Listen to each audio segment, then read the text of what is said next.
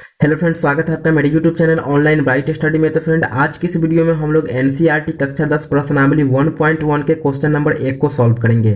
तो आइए फ्रेंड, हम लोग देखते हैं कि क्वेश्चन नंबर 1 में क्या कहता है। इसमें कह रहा है निम्नलिखित संख्याओं का एचसीएफ ज्ञात करने के लिए, ठीक है, एचसीएफ ज्ञात करने के लिए यूक्लिड विभाजन एल्गोरिथ्म का प्रयोग कीजिए। ठीक है, तो हमको यहाँ पे तीन मतलब क्वेश्चन, पहला क्वेश्चन, दूसरा क्वेश्चन और तीसरा क्वेश्चन, तीनों क्वेश्चन को क्या करना है फ्रेंड हमको कि यूक्लिड विभाजन एल्गोरिथ्म का प्रयोग करके एचसीएफ निकालना है। तो आइए फ्रेंड इसको सॉल्व करते हैं, क्योंकि ये फ्रेंड काफी इंपॉर्टेंट क्वेश्चन है परीक्षा के दृष्टिकोण से, क्योंकि हर बार एग्जाम में इस टॉपिक का क्वेश्चन रहता ही रहता है। तो आइए फ्रेंड इसको हम लोग आज की इस वीडियो में काफी अच्छे से समझेंगे, ताकि एग्जाम में कोई भी क्वेश्चन हो, कैसा भी हो इस टाइप का, तो हम लोग उसको सॉल्व कर सके। तो आइए फ्रेंड इसको हम लोग बारी बारी से तो सॉल्व करते हैं।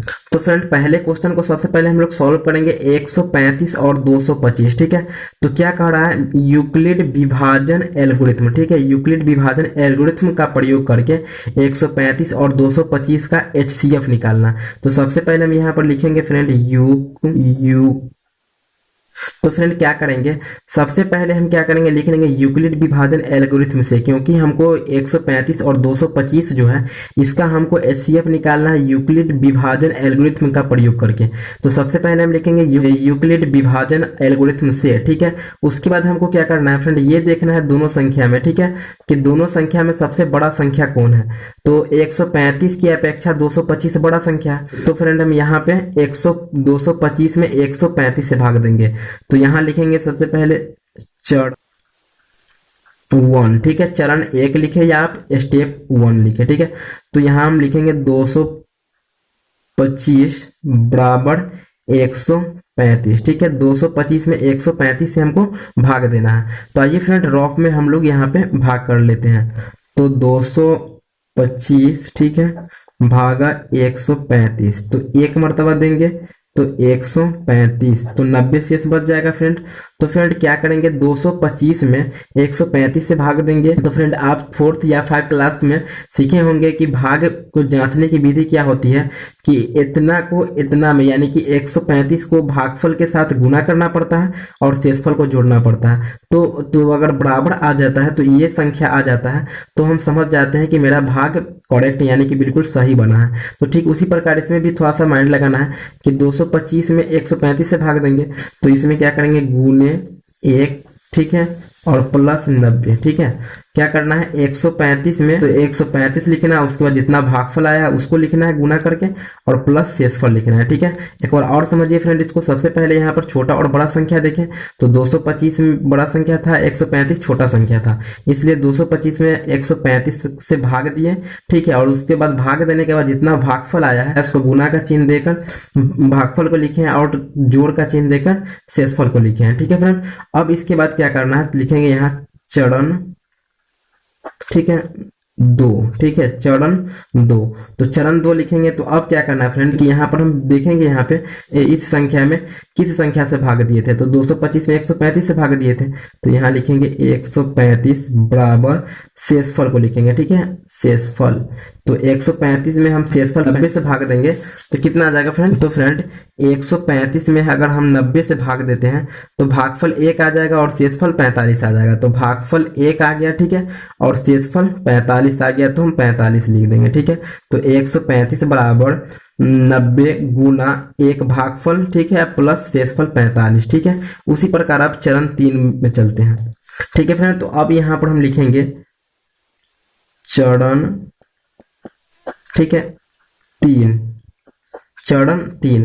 तो फिर आप चरण 3 में क्या करेंगे कि देखेंगे कि इस 135 में हम किस संख्या से भाग दिए थे, तो 90 से भाग दिए थे, तो लिखेंगे यहाँ 90, ठीक है, बराबर यहाँ शेषफल कितना है, 45 है, तो 45, तो 90 में अगर हम 45 से भाग देते हैं तो फ्रेंड भागफल कितना आता है, 2, तो 45 दूना 90। ठीक है, और शेषफल कितना आ जाएगा फ्रेंड, 0 आ जाएगा।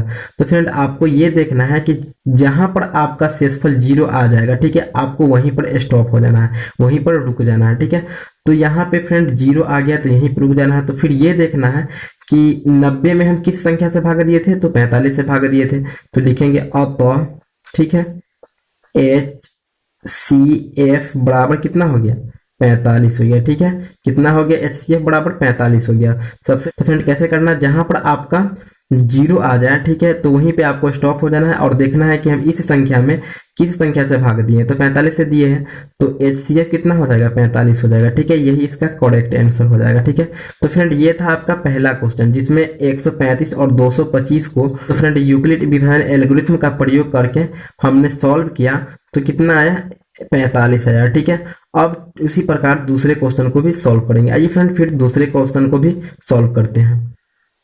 आइए, जिस प्रकार हम लोगों ने पहले क्वेश्चन को सॉल्व किया, ठीक उसी प्रकार आप दूसरे क्वेश्चन को भी सॉल्व करते हैं।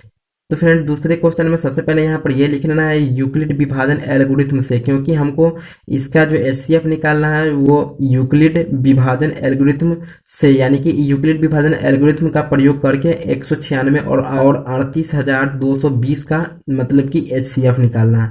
तो सबसे पहले ये लिखेंगे और इसके बाद फिर यहाँ पर ये देखेंगे फ्रेंड कि दोनों में से बड़ा कौन है। ठीक है, फ्रेंड बड़ा कौन है, 38,220। तो सबसे पहले हम यहाँ पर लिखेंगे चरण 1 में, चरण 1, ठीक है, चरण 1 में लिखेंगे 38,220 बराबर 196। तो जो बड़ा संख्या होगा तो फ्रेंड उसमें क्या करना है, छोटे संख्या से भाग दे देना है। तो बड़ा संख्या कितना है, 38,220। ठीक है, उसमें छोटे संख्या 196 से भाग देंगे। तो फ्रेंड 38,220 में 196 से भाग देते हैं तो 195, ठीक है, प्लस 0। ठीक है, 38,220 में अगर आप 196 से भाग देंगे तो 195 आपका भागफल आएगा और 0 शेषफल आएगा।